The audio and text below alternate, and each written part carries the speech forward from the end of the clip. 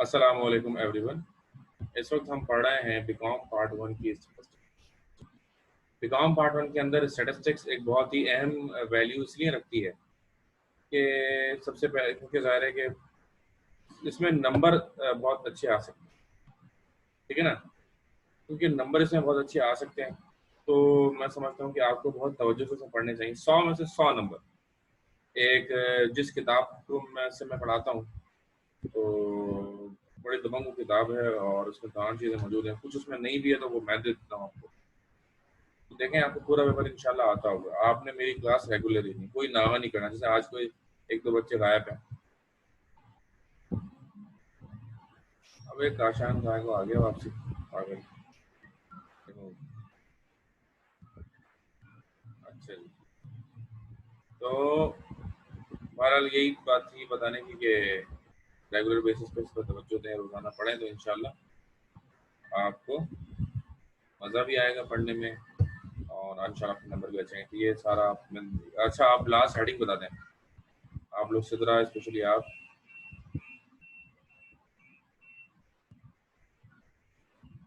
ये भाई मुस्तफा, आप मुझसे क्लास के बाद ज़रा बात कीजिएगा।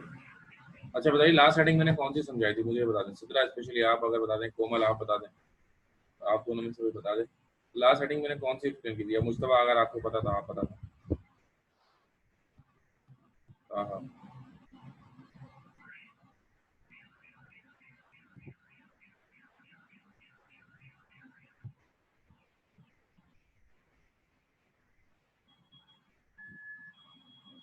ठीक है।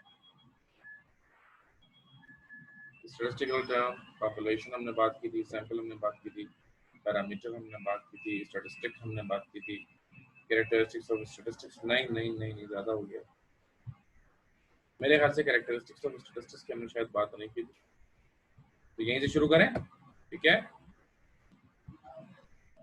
क्वालिटेटिव डाटा की एग्जाम्पल के लिए, ठीक, तो इससे की बात हो गई। वेरिएबल, डिस्क्रीट वेरिएबल, अच्छा यहाँ तक पहुँच गया, वाह वाह वाह, क्या बेहतरीन हो गया। चलिए जी, क्वालिटेटिव डाटा।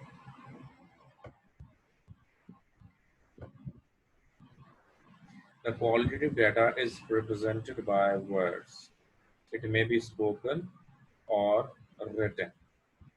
क्वालिटेटिव डाटा होता है, ये स्पोकन भी हो सकता है और रिटन भी हो सकता है। This data is generated by observing attributes and qualities.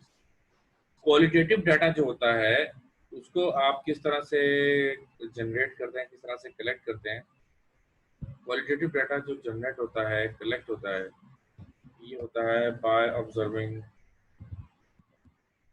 Qualities, ठीक है ना, बाय ऑब्जर्विंग एट्रीब्यूट्स, कैरेक्टरिस्टिक्स, इसके जरिए होता है। The qualitative data is represented by words, it may be spoken or written. This data is generated by observing attributes and qualities.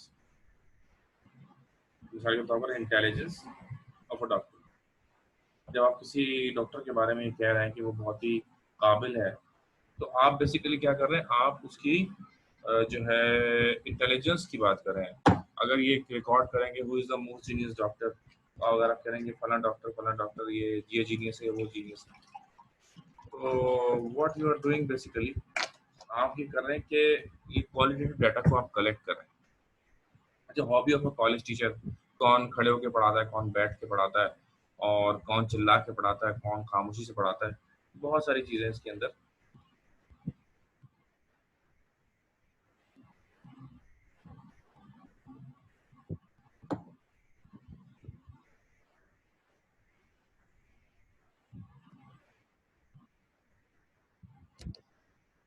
अच्छा जी,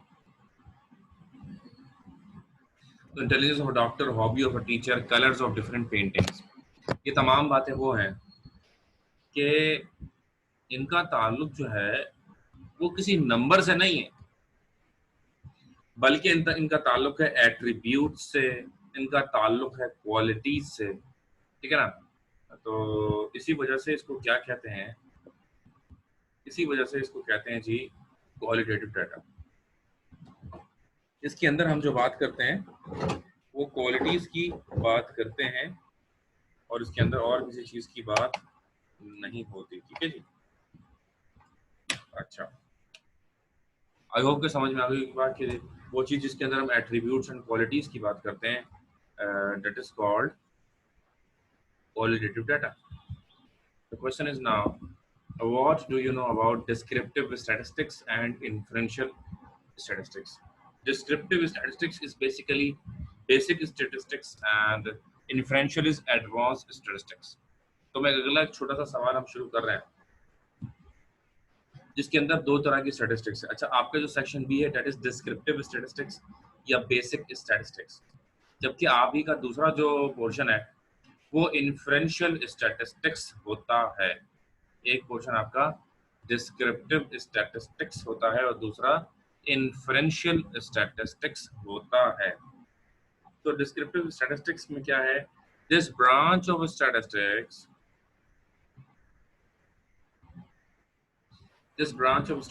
covers the methods and principles of collecting, presenting, and analyzing the data. This branch of statistics covers the methods and principles of collecting, presenting, and analyzing the data. तो इसमें क्या है कि descriptive statistics में आप क्या करते हैं, मेथड होता है कि कलेक्ट किस तरह से होगा डाटा, फिर होता है कि प्रेजेंट किस तरह से होगा डाटा, और फिर होता है कि डाटा को एनालाइज किस तरह से किया जाएगा। यानी कि अगर आप गौर करें तो there are basically three steps. First of all you will have to collect the data. मैं डाटा की जो है ना बेसिक डेफिनेशन में पहले ही बता चुका हूँ। तो डाटा की जो मैंने आपको डेफिनेशन बताई थी वो ये थी कि ये जो डेटा होता है ये होता है something that is not understandable. ये कुछ ऐसी चीज होती है जो कि समझने से आप कासिर होते हैं, आप इसे समझ नहीं सकते। ठीक है जी, समझने से आप क्या है जी, कासिर। उसको काबिले इस्तेमाल बनाने के लिए समझने के काबिल बनाया जाता है। उसे समझने के काबिल कैसे बनाया जाता है? उसको कलेक्ट करते हैं, उसको अरेंज करते हैं, स्क्रूटिनाइज करते हैं, मेंटेन करते हैं, देन वी विल प्रेजेंट। फिर हम उस डाटा को प्रेजेंट कर देते हैं और फिर उसको हम एनालाइज करते हैं and on the basis of analysis, ठीक है जी, on the basis of analysis we make decisions. The data is something which is not understandable, and when the data becomes understandable, it becomes information. असल में उन्होंने मुझसे सवाल किया मुस्तफा ने कि ये डेटा की बात करें या इन्फॉर्मेशन की, तो मैं बता रहा हूँ कि डेटा जो समझ में ना आए वो डेटा है, जो समझ में आने लगे डेटा इज इन्फॉर्मेशन। डेटा जब समझ में आने लगे तो वो इन्फॉर्मेशन बन जाता है। लेकिन ऐसा तो नहीं होगा ना कि एक डेटा रखा हुआ है आपके पास, वो आपको समझ में नहीं आ रहा, बाबा ने आपके फूक मार दी फूक और उसको समझ में आ जाएगा, ऐसा तो नहीं होगा ना। बल्कि डेटा के अंदर आपको कुछ तब्दीलियां करनी होंगी। वो तब्दीलियां जो डेटा के अंदर उसे समझने के लिए करनी होंगी, दैट इज डिस्क्रिप्टिव स्टैटिस्टिक्स। वो क्या है? वो descriptive statistics.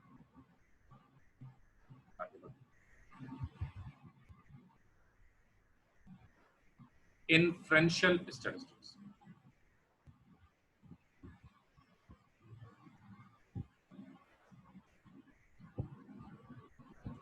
Inferential statistics, this is branch of statistics which deals with procedure of drawing conclusions about the population on the basis of information obtained from sample. Inferential statistics ना बिल्कुल ही मुख्तलिफ है descriptive statistics से। ये जो inferential statistics है, this is totally different. How? बताते हैं। इसमें ये होता है कि आप क्या करते हैं, एक बहुत बड़ी पॉपुलेशन को एनालाइज करना चाहते हैं, पाकिस्तान। अब अगर देखें ना, गैलप सर्वे होता है और पता नहीं कौन कौन से ट्रांसपेरेंसी इंटरनेशनल और इस तरह के दीगर बहुत सारे इदारे हैं जो मुख्तलिफ किस्म के सर्वेस करते हैं।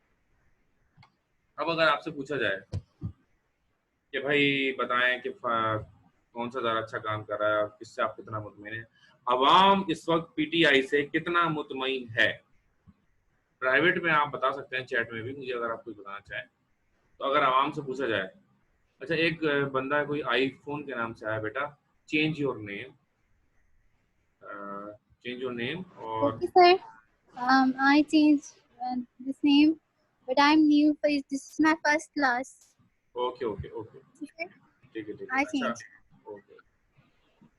अच्छा मैंने देखा, अब आपसे मैंने पूछ लिया, तो मैं आपको बताता हूँ कि आपकी जो पिछली क्लासेस निकलेंगी तो उसके आप मुझसे रब्ता कीजिएगा, लेकिन आप ग्रुप में होंगी व्हाट्सएप में, तो मैं आपको वो जो पिछली क्लासेस जो हुई हैं हमारी स्टैटिस्टिक्स की उसकी भी रिकॉर्डिंग आपको दे दूंगा, ताकि फ्रॉम द बिगिनिंग आपकी तमाम चीज़ें पढ़ लें।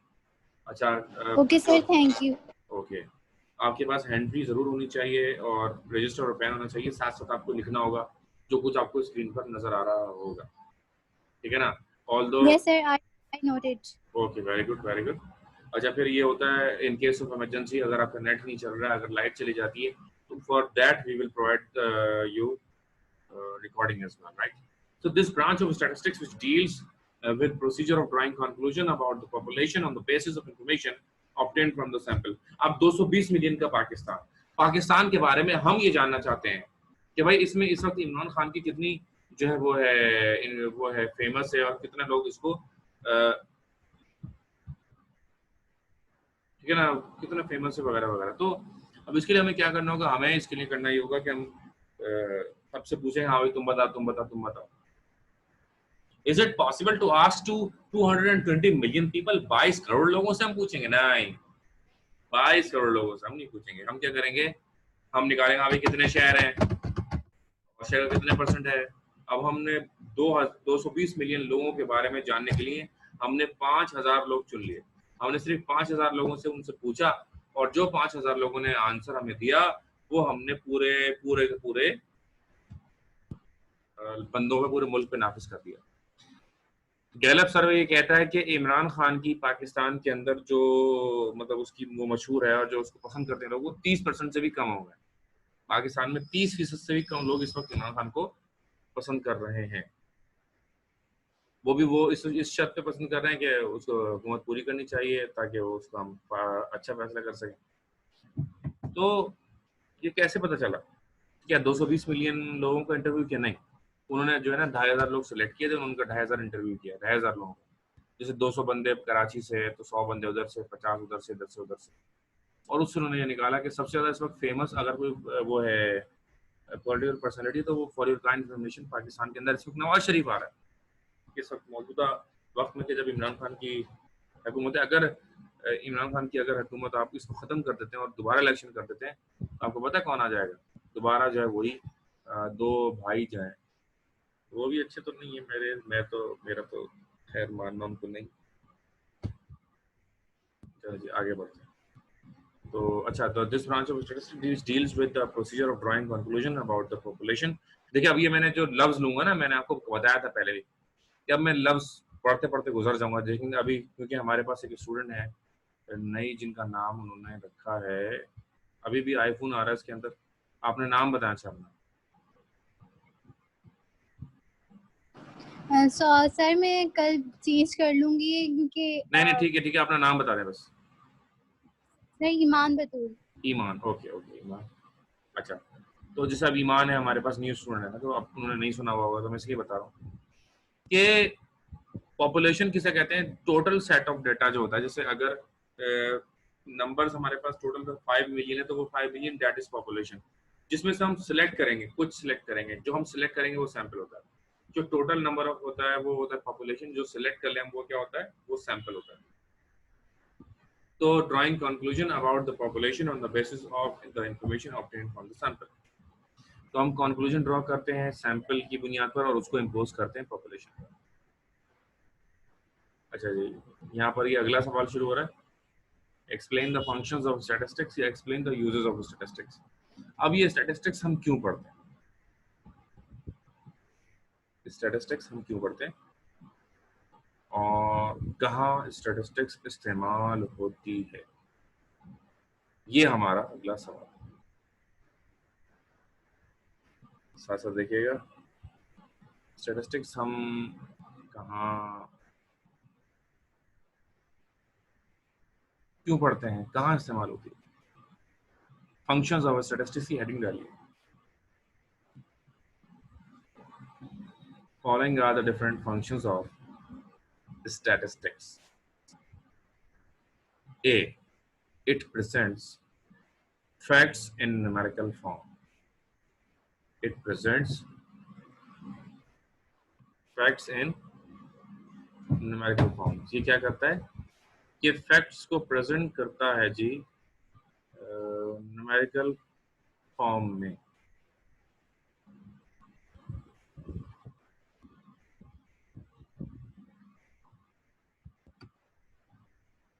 It presents facts in numerical form. It deals in numerical form such as height of a student. तो ये जो डाटा होता है ये क्या करता है, ये स्टैटिस्टिक्स क्या करती है, जो भी चीजें होती है उनको न्यूमेरिकल फॉर्म में प्रेजेंट करती है, पेश करती है। अच्छा, और फिर और क्या करती है, it deals with numerical form such as height of a student. मिसाल के तौर पर height of a student है या weight of a student है। The height of a student is 70 inches, the weight of a student is 95 kg, ठीक है ना। तो ये जो भी डाटा को रिकॉर्ड करेगा, मेंटेन करेगा, इसका फंक्शन क्या है कि ये उसको न्यूमेरिकल फॉर्म में नोट डाउन करेगा।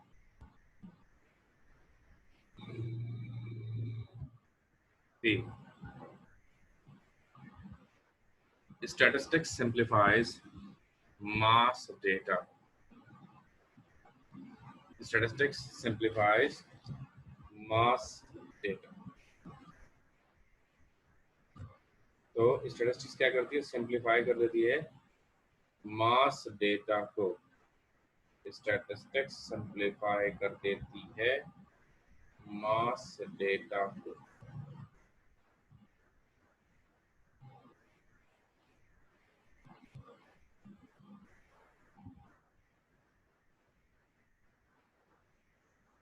अब statistics convert data in shrink form. The data is retrenched so that it will be easy to understand and carry. अब बहुत सारा डेटा हो, तो स्टैटिस्टिक्स पता क्या करेगी, बहुत सारे डेटा को कन्वर्ट कर देगी और उसको कम कर देगी। स्टैटिस्टिक्स बहुत सारे डेटा को कन्वर्ट भी कर देगी और उसे कम भी कर देगी।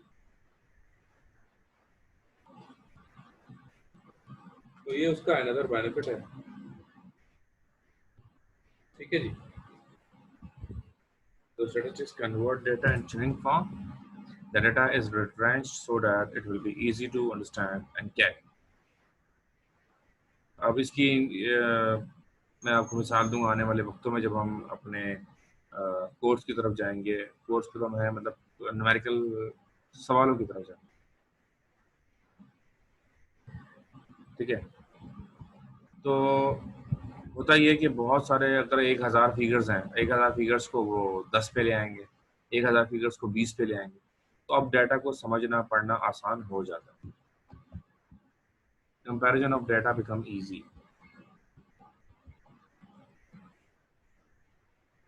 By the help of statistics, the comparison of data become easy. It will be helpful to make good decisions.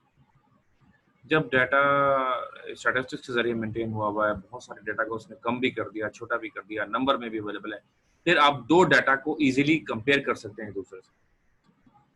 जब दो डाटा को आप एक दूसरे से इजीली कंपेयर करेंगे तो you will further get the idea कि कौन सा हमारे मतलब डिसीजन मेकिंग। स्टैटिस्टिक्स क्यों पढ़ाई जाती है ना, ये सारी चीजें अल्टीमेटली कहाँ पर आकर खत्म होंगी, statistics helps in decision making. Statistics basically जो सबसे बड़ा काम जो करती है वो ये करती है कि आपको फैसला लेने में आसानी पैदा करती है, ठीक है जी। तो it will be helpful to make good decision. Comparison जब आप करेंगे डेटा को मिसाल, तो फिर आपको ये फायदा क्या होगा कि you will take a decision, ठीक है। मिसाल के तौर पर अब दो मुल्क हैं हमारे पास and you are international investor, अरबों खरबों पतियां, बहुत आपके पास माल है, पैसा है, आप किसी मुल्क में एक नई फैक्ट्री लगाना चाहते हैं। अब दो फैक्ट्रीज अगर आपके पास है, आप किस फैक्ट्री में पैसा लगाएंगे? डेफिनेटली आप उस फैक्ट्री में पैसा लगाएंगे जो आपको ज्यादा बेहतर जो है वो मुनाफा देगी व्हाटसोएवर। अगर बेहतर मुनाफा देगी तो आप उसमें definitely you will invest over there, ठीक है ना। तो ये चीज भी इसमें बताई गई, ओके।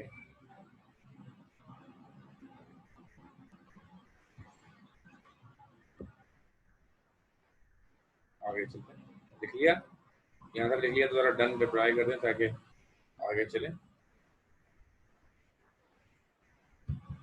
Statistics studies relationship. असल में कुछ चीज़ें ऐसी होती हैं जिनके आपस में ताल्लुक होता है, आपस में कुछ चीज़ों का आपस में ताल्लुक भी होता है और रिश्ता भी होता है। यानी कि अगर एक चीज़ बढ़ेगी तो दूसरी भी बढ़ेगी, एक चीज़ कम होगी तो दूसरी भी कम होगी। एक का बढ़ना, दूसरे का कम होना, दूसरे का बढ़ना, पहले का कम होना। ठीक है, तो ये चीज़ भी इसके अंदर आती है। तो statistics explains if there is any relation between two variables, whether the relation is direct or indirect. तो स्टैटिस्टिक्स ये बताती है कि दोनों में वेदर डायरेक्ट रिलेशन होगा या इनडायरेक्ट रिलेशन होगा। ठीक है ना, मिसाल के तौर पर प्राइस का बढ़ जाना और डिमांड का कम हो जाना।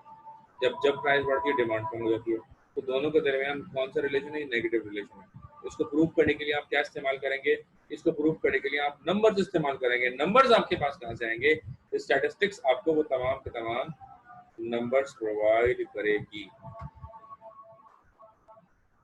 Example: arrival of Ramadan and fruits prices, rain and demand for umbrella etc.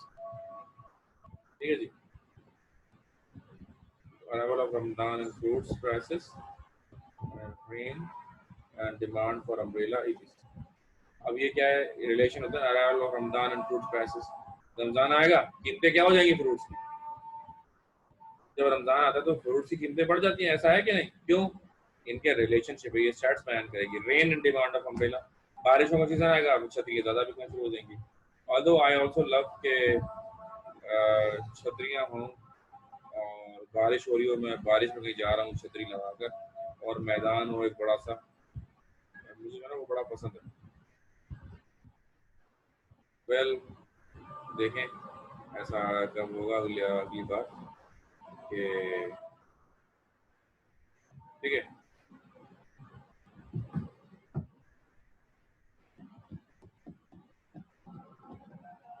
अच्छा, अजान हो रही, की नमाज का वक्त हो जाता है। कोई सवाल यहाँ तक?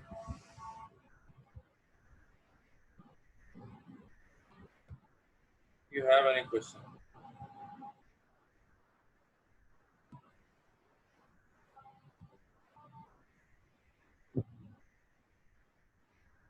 क्लास ले रहा हूँ, फ्री हो गया बात करते नो सर, सर ये वाली जो वीडियो है आज की टुमारो क्लास जो है, ये मुझे मिल जाएगी? जी प्लीज बिल्कुल मिल सर। जाएगी, बिल्कुल मिल जाएगी, अभी मिल जाएगी ओके थोड़ी सर, देर थैंक में। ठीक है ना, बस आज यहीं तक रखते हैं, ठीक है ना? अपना बहुत ख्याल रखिएगा, और कोई सवाल हो तो आप व्हाट्सएप पर भी मेरे से पूछ सकते हैं। ठीक है, अल्लाह हाफ़िज़। Okay sir.